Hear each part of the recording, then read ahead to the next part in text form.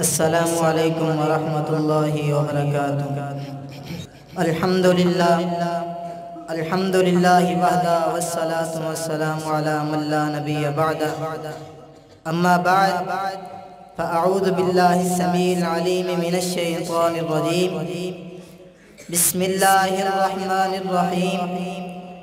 ان اللہ لا یغیر ما بقوم حتی یغیروا ما بانفسہم۔ اس میں کیا شک ہے، محکم ہے یہ ابلیسی نظام۔ اس میں کیا شک ہے، محکم ہے یہ ابلیسی نظام۔ پختہ تر اس سے ہوئے غلامی میں عوام۔ واجب الاحترام میرے معزز اساتذہ کرام اور اس گلشن محمدیہ کے غیور و جسور و دل نوجوانوں، آج میں آپ کے سامنے جس موضوع پر چند منٹ گفتگو کرنا چاہتا ہوں وہ ہے اسلامی معاشرہ میں یورپی تہذیب کے اثرات۔ ارباب علم و دانش اگر میرے اسلامی ثقافت اور یورپی ثقافت کا موازنہ کرنے سے پہلے ذرا اپنے دل و دماغ کو میرے حوالے کر دیں، تاکہ میں تمہارے قلوب و اذہان پر ان حقائق کو ثبت کرتا جاؤں کہ گردش لیل و نہار تمہارے دماغ سے میری گفتار کو مٹا نہ سکے، اور کوئی لبرل، کوئی اسلام مخالف تمہارے سامنے کھڑا ہونے کی جرت نہ کر سکے۔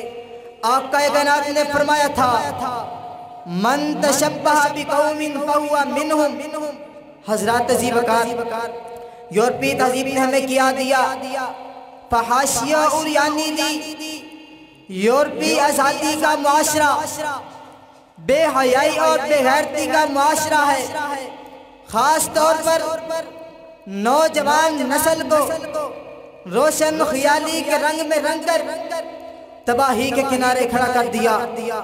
ہمارا مغلوط فرنگی طرز تعلیم، جس میں لڑکے اور لڑکیاں اکٹھے بیٹھ کر دلی کا احساس اور جذبات پورے کرتے ہیں، یورپی معاشرہ کے طرز پر لگا ہوا ہمارا میڈیا، وہ الیکٹرانک میڈیا یا پرنٹ میڈیا، ان پر بے حیا تصاویر اور اڑیا ویڈیوز ملتی ہیں۔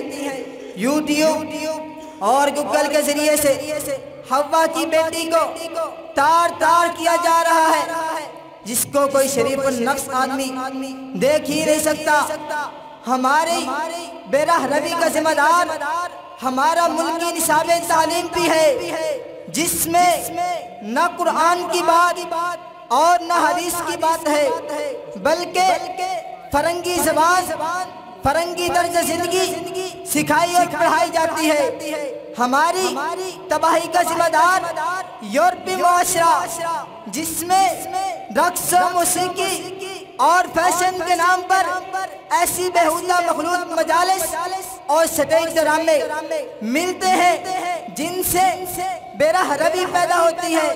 ہماری اس بے راہ روی کا ذمہ دار ہمارا ملکی نصاب تعلیم بھی ہے، جس میں نہ قرآن کی بات اور نہ حدیث کی بات ہے، جس کی وجہ سے زناکاری، جوا، شراب نوشی اور منشیات کا سرعام استعمال ہے۔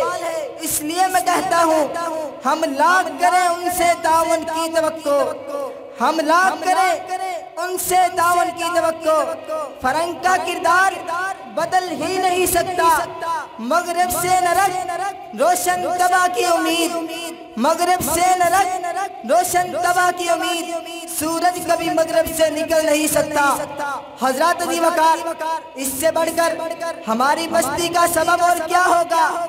ہم نے لقد کان لکم فی رسول اللہ اسوۃ حسنہ کو پس پشت ڈال کر اپنی تعلیم و تعلم میں، لباس و حجامت میں، اعتقاد و نظریات میں، حکومت اور سیاست میں کفار کو اپنا آئیڈیل اور نمونہ بنا لیا۔ پھر شاعر مشرق طلب اٹھا، اپنی ملت پر قیاس اقوام مغرب سے نہ کر، اپنی ملت پر قیاس اقوام مغرب سے نہ کر، خاص ہے ترکیب میں قوم رسول ہاشمی۔ آئیے اگر وہ حالات چاہتے ہو، اگر امن چاہتے ہو کہ ہیرا سے چلنے والی عورت جو زیور سے لدی ہے حجاز تک آنے میں اسے کوئی خطرہ نہ ہو، تو حدود اللہ کے نفاذ کے لیے اٹھو۔ ہمیں آتی کل ذی حق حقہ کے تحت ایک ایک کے حقوق کو تحفظ دینا ہوگا۔ من قتل نفسا بغیر نفس او فساد فی الارض فکأنما قتل الناس جميعا کا نعرہ بلند کر کے پوری انسانیت کو تحفظ دینا ہوگا۔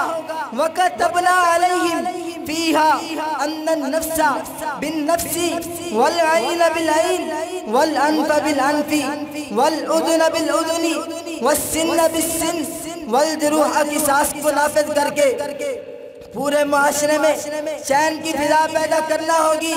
حضرات سنو، رب کے قرآن نے یہ اعلان کر کے وَيَنْهَا عَنِ الْفَحْشَاءِ وَالْمُنْكَرِ اور مصطفیٰ کے فرمان نے الحیاء من الایمان کہہ کر، اور قرآن نے ان الذین یحبون ان تشیع الفاحشہ فی الذین آمنوا لہم عذاب علیم فی الدنیا والآخرہ کہہ کر یورپی کلچر کا خاتمہ کر دیا۔ آخر میں بس میں اتنا ہی کہوں گا، خدا نے آج تک اس قوم کی حالت نہیں بدلی، خدا نے آج تک اس قوم کی حالت نہیں بدلی، نہ ہو جس کو خیال خود اپنی حالت کو بدلنے کا۔ ھذا ما عندی واللہ اعلم بالصواب۔